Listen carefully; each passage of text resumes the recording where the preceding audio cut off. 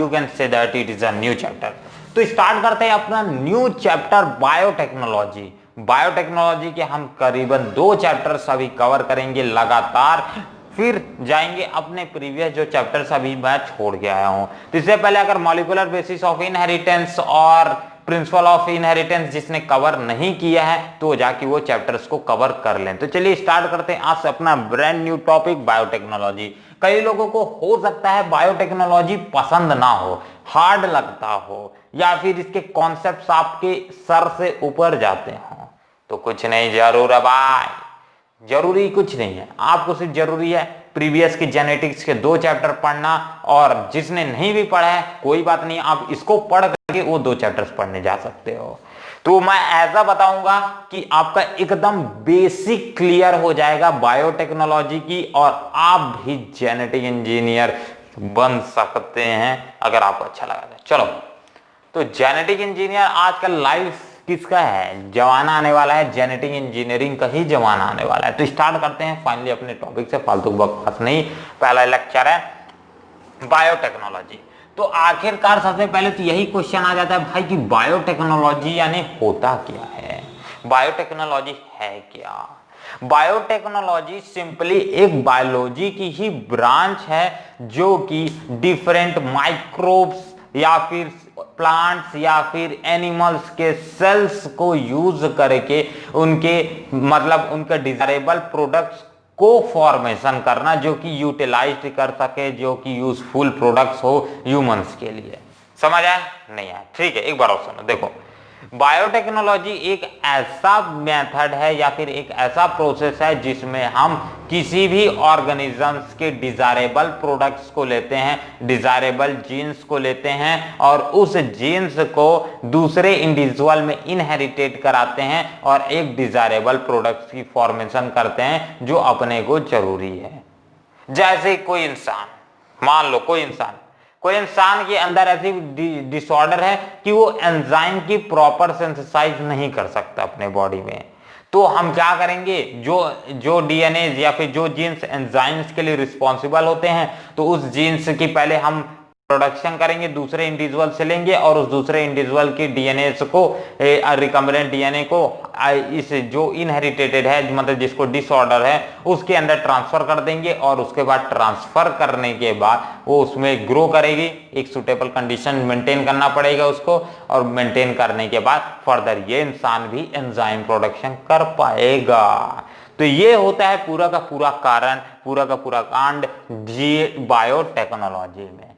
अगर बायोटेक्नोलॉजी का correct statement देखा जाए किसके द्वारा, EFB के द्वारा। EFB क्या है, European federation of biotechnology. EFB के हिसाब से बायोटेक्नोलॉजी एक ऐसा प्रोसेस है या फिर एक ऐसा मेथड है जिसमें हम सेल या फिर मॉलिक्यूल्स एनालॉजी का इस्तेमाल करके या फिर नेचुरल साइंस का, इन सभी के इंटीग्रल सम को यूज करके हम एक डिजायरेबल प्रोडक्ट्स की क्रिएशन करते हैं, और यही होता है बायोटेक्नोलॉजी। फिर से चलो, यूरोपियन फेडरेशन ऑफ बायोटेक्नोलॉजी के हिसाब से बायोटेक्नोलॉजी एक इंटीग्रल सम होता है नेचुरल साइंस का प्लस किसी भी ऑर्गेनिजम्स के सेल्स का, ऑर्गेनिजम्स का, मॉलिक्यूलर एनालॉजी का, मॉलिक्यूलर एनालॉजी मतलब मॉलिक्यूलर स्ट्रक्चर, ठीक है, मॉलिक्यूलर एनालॉजी। अब इन सभी के सम को मिलाओ और एक डिजायरेबल प्रोडक्ट की फॉर्मेशन करने के लिए, तो वो प्रोसेस कहलाएगा बायोटेक्नोलॉजी। ये समझ आया, एकदम करेक्ट स्टेटमेंट, ठीक है ना, छोटे मोटे नहीं, एकदम बड़ा सही ब्रांच से हम डायरेक्ट सीख रहे हैं, फेडरेशन से, यूरोपियन फेडरेशन से डायरेक्ट। चल, तो बायोटेक्नोलॉजी का शब्द का आविष्कार, स्टम का आविष्कार किसने किया था, इर्के ने किया था। किसने, कैरल इर्की ने इसका 1919 में इस वर्ड का बायोटेक्नोलॉजी का आविष्कार किया था। उन्होंने ये कहा था कि बायोटेक्नोलॉजी की मदद से हम कई डिजायरेबल प्रोडक्ट्स, कई डिजायरेबल जीन्स को, कई डिजायरेबल रिकम्बिनेंट डीएनए और डिफरेंट प्रोडक्ट्स को, एंटीबॉडीज को प्रिपेयर कर सकते हैं, और उन्होंने यही बायोटेक्नोलॉजी टर्म का इस्तेमाल किया था। ये सारी चीजें तो इंट्रोडक्टरी पार्ट में सही है, ठीक है, ये समझ आ गया। बट मेन इसमें जो सेकंड वर्ड आता है प्रिंसिपल एंड प्रोसेसेस। प्रोसेसेस तो पूरा हम चैप्टर में प्रोसेसेस ही पढ़ेंगे, उससे पहले इस लेक्चर पे प्रिंसिपल को कंप्लीट कर लेते हैं। प्रिंसिपल, तो इसका पूरे का टर्म का प्रिंसिपल क्या है, बायोटेक्नोलॉजी का मेन प्रिंसिपल क्या है। देखो, बायोटेक्नोलॉजी का मेन प्रिंसिपल दो कॉन्सेप्ट हैं, एक तो जेनेटिक इंजीनियरिंग और दूसरा स्टेरिलाइजेशन टेक्निक। क्या क्या, एक तो पहला जेनेटिक इंजीनियरिंग, दूसरा स्टेरिलाइजेशन टेक्निक। जेनेटिक इंजीनियरिंग क्या होता है? बेसिकली जेनेटिक इंजीनियरिंग एक ऐसी टेक्निक है या फिर एक ऐसा मेथड है जिसमें हम केमिकल्स, मतलब एक टाइप का आप बोल सकते हो कि आरएनए या फिर डीएनए, इन जेनेटिक मटेरियल्स के केमिकल नेचर को अल्टर कर देते हैं। अल्टर मतलब चेंज कर देते हैं, और चेंज करने के प्रोसेस को ही, और इसके बाद फर्दर चेंजिंग करने के बाद उस अल्टर्ड डीएनए या फिर आरएनए के फ्रेम को फर्दर नेक्स्ट ऑर्गेनिजम्स में ट्रांसफर करते हैं। इसके बाद एक डिजायरेबल प्रोडक्ट्स की क्रिएशन करने के लिए, तो उसे बोला जाता है जेनेटिक इंजीनियरिंग। और जेनेटिक इंजीनियरिंग क्या है? एक टाइप की टेक्निक है, और बहुत लोग जेनेटिक इंजीनियरिंग करते हैं क्योंकि इसका ही फ्यूचर में स्कोप है, ठीक, सबसे ज्यादा। एक दूसरा वर्ड आता है sterilization technique. What is sterilization technique? Sterilization technique simply आप समझ सकते हो कि ये जो अपन ने क्या किया, जेनेटिक मटेरियल्स या फिर आरएनए या डीएनए में जो चेंजेस किया, चेंजेस करने के बाद उनमें केमिकल नेचर को चेंज किया, और इस केमिकल नेचर को एक होस्ट ऑर्गेनिज्म में इंट्रोड्यूस कराया। अब उस होस्ट ऑर्गेनिज्म में जब हमने इंट्रोड्यूस किया तो उसकी तो मेंटेनेंस करनी पड़ेगी ना, उसका क्या एक स्टेराइल कंडीशंस क्रिएट करनी पड़ेगी। स्टेराइल कंडीशन मतलब एक सुटेबल कंडीशन क्रिएट करनी पड़ेगी ताकि हमारे पास जो डिजायरेबल जीन्स हैं उन्हीं की ग्रो हो ज्यादा से ज्यादा क्वांटिटी में। तो ये आ जाएगा, इस प्रोसेस को बोला जाता है स्टेरिलाइजेशन टेक्निक। तो मेनली बायोटेक्नोलॉजी यही दो कॉन्सेप्ट के ऊपर बेस्ड है, एक तो जेनेटिक इंजीनियरिंग, दूसरा स्टेरिलाइजेशन टेक्निक। ये तो ठीक है, अब ये दोनों प्रिंसिपल समझ आ गए। पर मेन बात अभी आपके दिमाग में क्या समझनी है कि ये सारा प्रोसेस होता कैसा है। प्रिंसिपल तो हमने समझ लिया, प्रोसेस कैसे होता है। देखो, प्रोसेस एक स्टेप में हम नहीं समझ सकते, मेनली प्रोसेस बहुत ज्यादा लंबा है, तो इसलिए इसके बहुत सारे पार्ट्स, पूरा का पूरा चैप्टर ही ना प्रोसेस में है, ठीक, पूरा चैप्टर ही प्रोसेस में है। मतलब प्रोसेस का मतलब है कि एक पार्ट में इसका डीएनए की एंजाइम्स का बताया गया है, दूसरे पार्ट्स में किस तरह से ज्वाइन करता है, तीसरे पार्ट में किस तरह से प्रोडक्ट फॉर्मेशन करता है, चौथे पार्ट में हमने इसको किस तरह से मेंटेनेंस किया, ये सारी चीजें हैं इसमें। तो एक एक करके देखेंगे। तो सबसे पहले स्टार्ट करते हैं प्रोसेसेस का एक बेसिक इंफॉर्मेशन आपके लिए। तो सबसे पहले ध्यान दो कि हमारे जो पुराने जमाने के लोग हुआ करते थे, वेरिएशंस लाने के लिए या फिर डिजायरेबल प्रोडक्ट्स क्रिएट करने के लिए,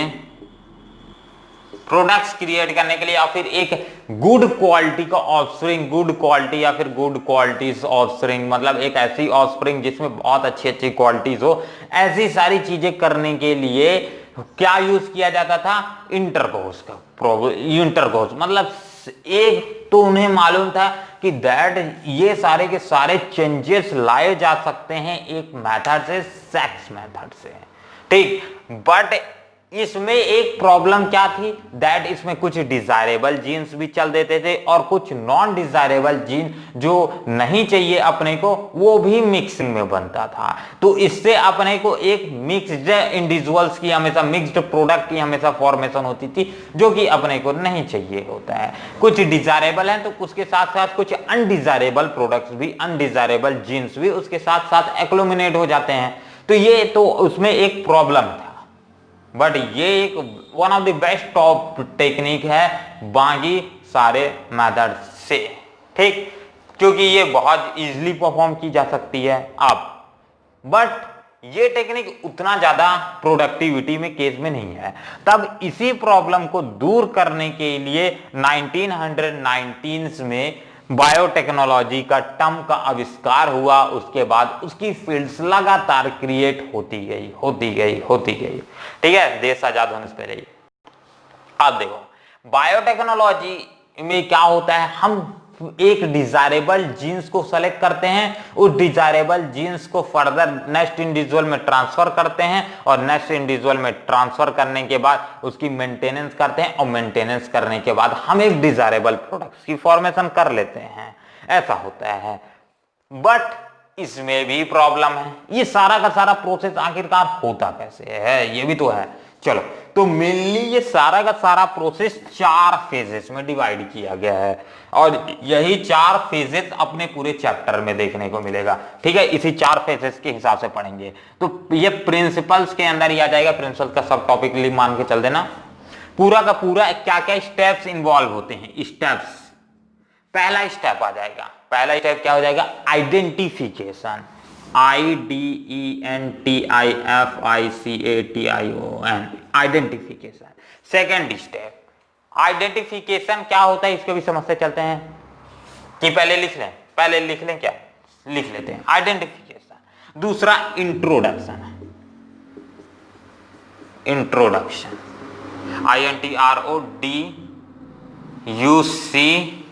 इंट्रोडक्शन।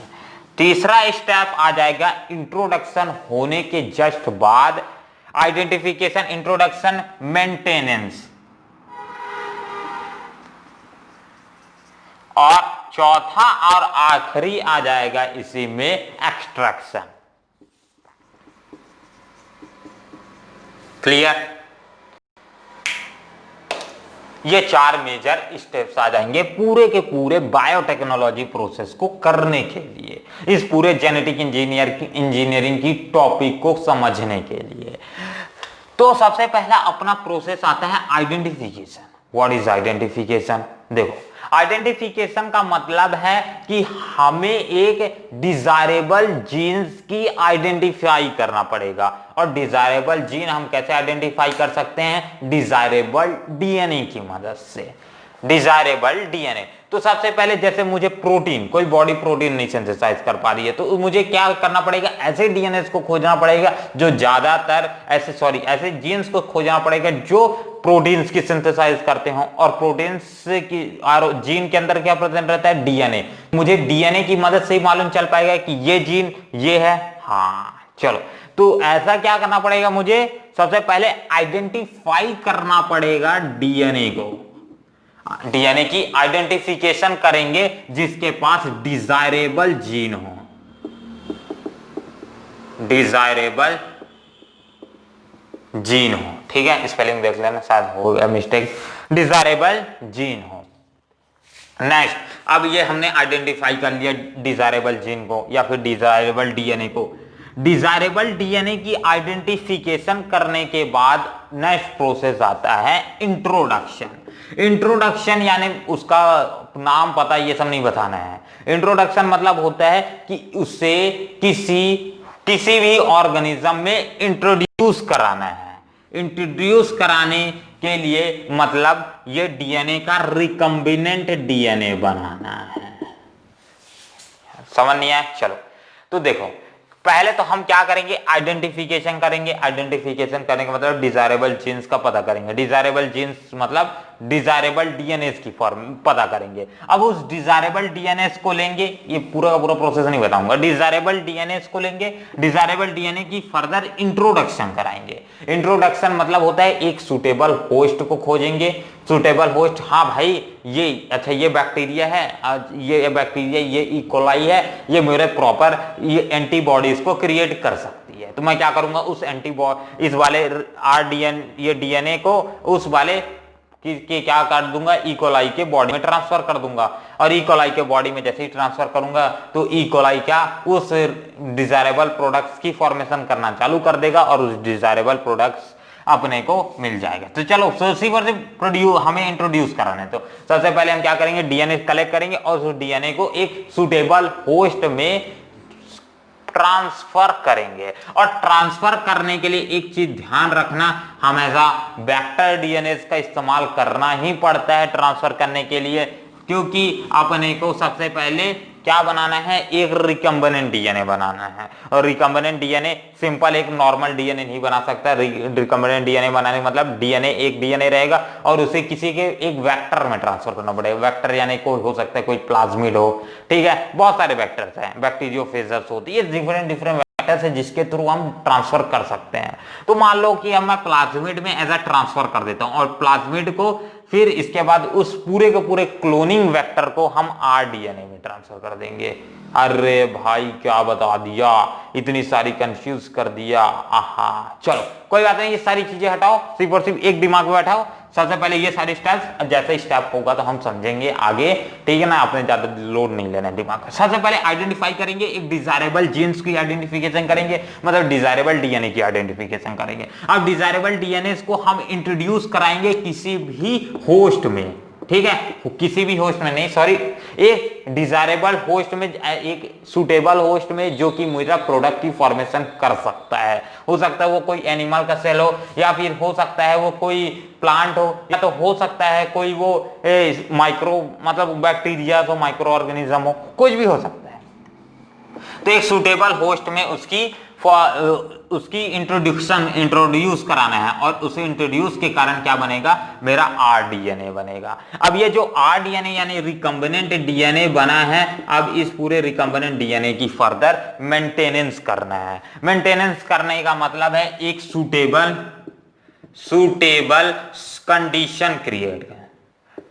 कंडीशन क्रिएट करना। सुटेबल कंडीशन मतलब एक ऐसी कंडीशन क्रिएट करना है जिसमें जीन अलाइव रह सके, जिसमें मैं जो डिजायरेबल जीन ट्रांसफर किया हूं वो जीन सरवाइव कर सके।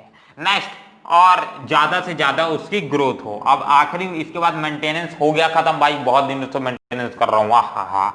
नेक्स्ट आता है आखिरी स्टेप, एक्सट्रैक्शन। एक्सट्रैक्शन मतलब होता है कि जो भी जीन मैंने ट्रांसफर किया, अब उस होस्ट ऑर्गेनिज्म से, अब उस होस्ट ऑर्गेनिज्म वो डिजायरेबल प्रोडक्ट की फॉर्मेशन करना चालू कर दिया है, तो डिजायरेबल प्रोडक्ट को हम एक्सट्रैक्ट करना चालू कर देंगे, ठीक है। एक्सट्रैक्ट, इधर साइड से सप्लीमेंट्रीज प्रोवाइड करेंगे उसको, वो उसमें एक प्रोडक्ट बना देगा, और उस प्रोडक्ट को हम क्या करेंगे, ले आएंगे, निकाल लेंगे, ठीक है। तो ये आता है एक्सट्रैक्शन। एक्सट्रैक्शन करने के लिए हम बायोरिएक्टर्स का इस्तेमाल करते हैं। बायोरिएक्टर्स क्या होते हैं, बायोरिएक्टर्स एक ऐसे टाइप की मैकेनिज्म होते हैं, या फिर एक ऐसी मशीन से होती है जो ये सारे के सारे पूरे बायोटेक्नोलॉजी प्रोसेस को एक साथ कर सकती है, ठीक है, एक्सट्रैक्शन कर सकती है।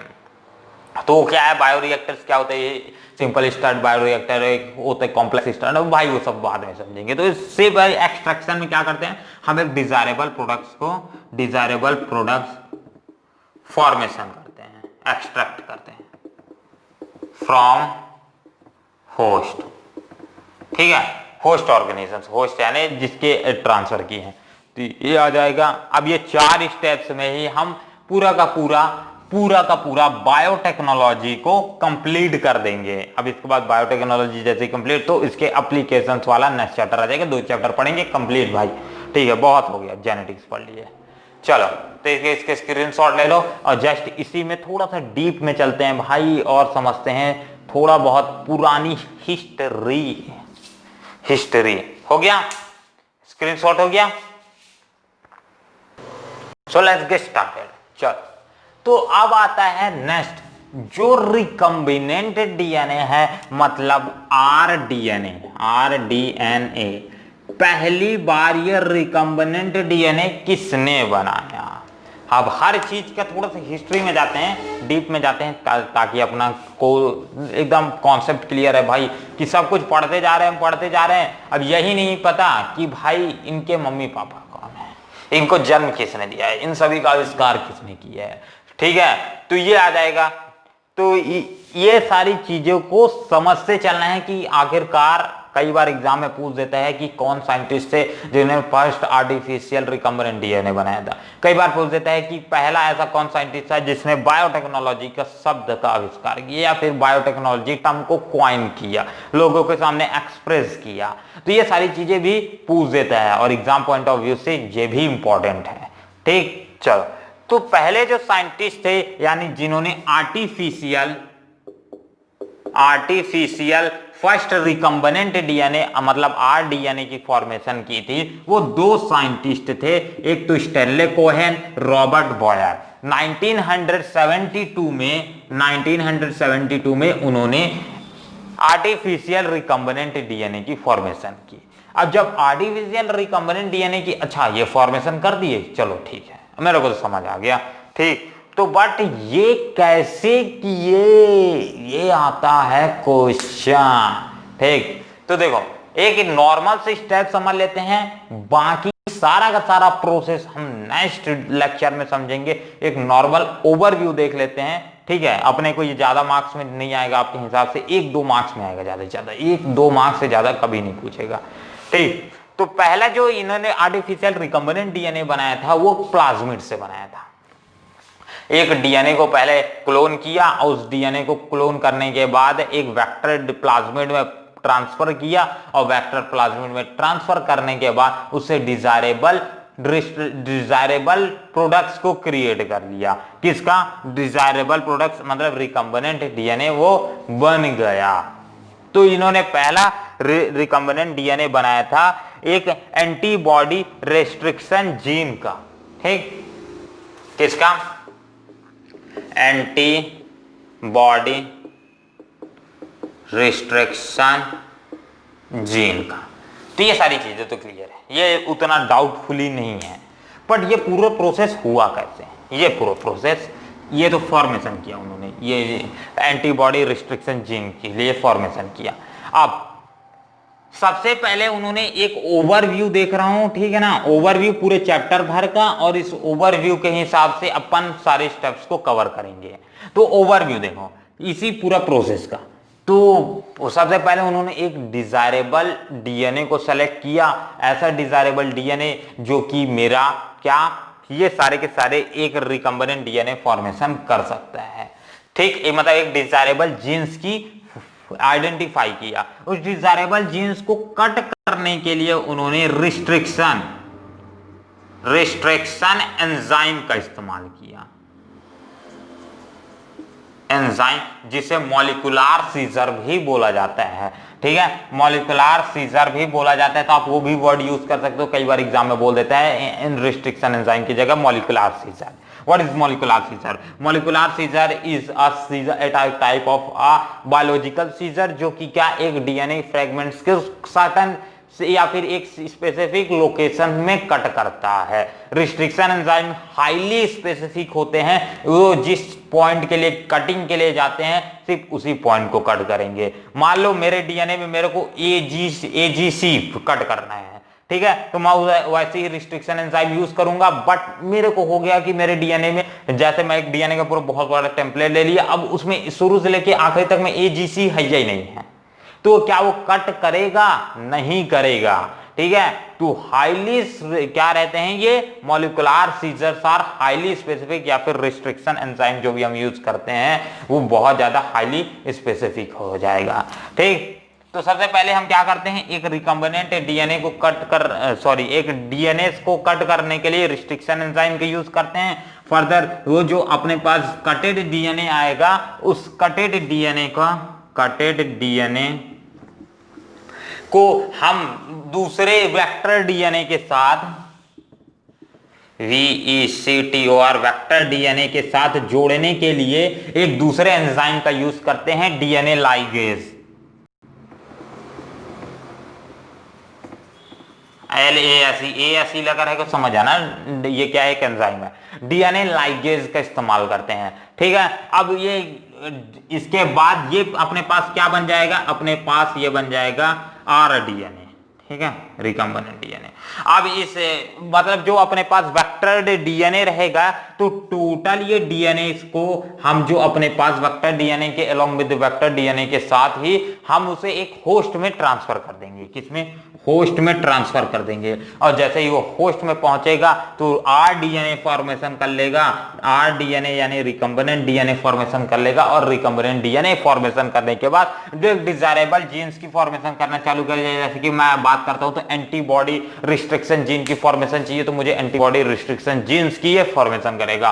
ठीक है, इसके लिए मुझे कंडीशंस मेंटेन करना पड़ेगा, मतलब स्टेरिलाइजेशन टेक्निक्स का इस्तेमाल करना पड़ेगा। ठीक, अभी तक मैंने किसका इस्तेमाल किया था, जेनेटिक इंजीनियरिंग टेक्निक का इस्तेमाल किया था, और स्टेरिलाइजेशन टेक्निक सेकेंडली ऐड करूंगा मैं इसी में सारी कंडीशंस को मेंटेन करने के लिए। तो स्टैनले कोहेन और रॉबर्ट बायर ने भी इसी तरह से पूरे प्रोसेस को किया, और उन्होंने पहला दुनिया में 1972 में एक आर्टिफिशियल रिकम्बिनेंट डीएनए की फॉर्मेशन करके दुनिया को दिखा दिया कि बायोटेक्नोलॉजी हम बहुत सक्सेसफुल बना सकते हैं। चलो, अब मेनली यहां पास मेरे पास कुछ ऐसे शब्द आए जो कि मुझे लगा कि ये टूल्स बन सकते हैं बायोटेक्नोलॉजी के लिए। तो सारे टूल्स को समझेंगे, पहले हम उसकी स्टडी करेंगे और बाद में आगे बढ़ जाएंगे नेक्स्ट ले पे।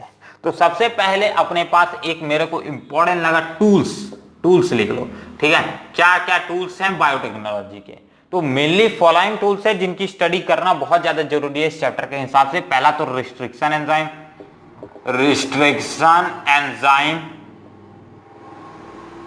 और दूसरा आ जाता है DNA ligase,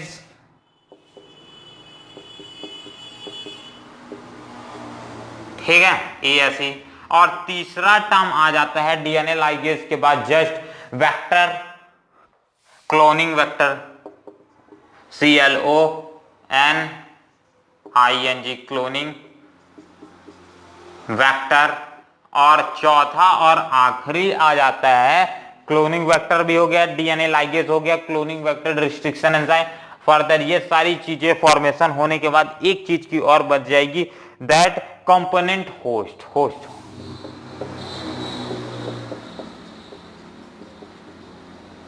component host body.